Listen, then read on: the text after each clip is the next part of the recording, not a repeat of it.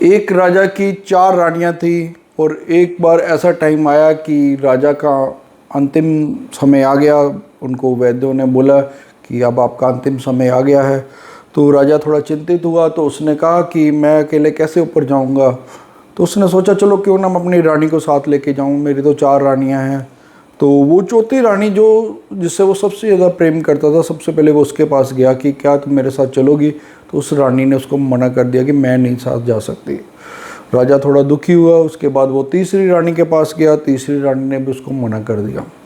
फिर वो दूसरी रानी के पास गया, दूसरी रानी ने कहा कि मैं आपका बाकी सारा काम कर दूंगी, आपको शमशान ले जाएंगे, आपका क्रियाक्रम का सारा कर देंगे, आपकी अस्थियों को परवाह कर देंगे, लेकिन मैं आपके साथ नहीं जा सकती। तो राजा दुखी हुआ। वो पहली रानी के पास फिर गया जिससे वो सबसे कम प्रेम करता था, उसकी बिल्कुल भी वो परवाह नहीं करता था।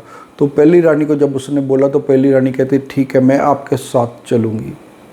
तो दोस्तों आपको पता है कि ये 4 रानियाँ कौन सी थी। जो चौथी रानी है वो है हमारी आउटर ब्यूटी, जिससे हम सबसे ज़्यादा प्यार करते हैं, लेकिन सबसे पहले वही हमारा साथ छोड़ती है।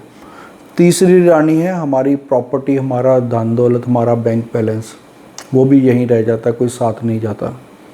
उसके बाद जो दूसरी रानी है वो है हमारे परिवार वाले, हमारे मित्र, हमारे दोस्त, वो भी हमें सिर्फ शमशान तक छोड़ के आते हैं, उसके बाद वो भी हमारे साथ नहीं जा पाते। आपको पता है पहली रानी कौन है? पहली रानी है हमारा सोल, हमारी आत्मा, जो हमारे साथ जाती है, और वही उसी पे हम सबसे कम ध्यान देते हैं, सबसे कम प्यार हम उसी से करते हैं। क्योंकि आत्मा पवित्र कैसे होगी? आपके अच्छे कर्मों से, आपके अच्छे कामों से, जो भी आपने पुण्य कर्म किए हैं उससे आपकी आत्मा उतनी ही शुद्ध होती है। जितना आप प्रभु की तरफ ध्यान लगाते हो, जितनी आप भक्ति करते हो, उतना ही आत्मा आपकी शुद्ध होती है।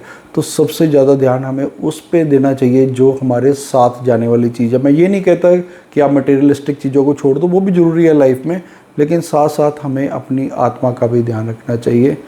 मोरल ऑफ द स्टोरी कि अब अपनी आत्मा के लिए भी आप ज़रूर टाइम निकाल लें और कुछ अच्छे कार्य ज़रूर करें, अच्छे कर्म ज़रूर करें।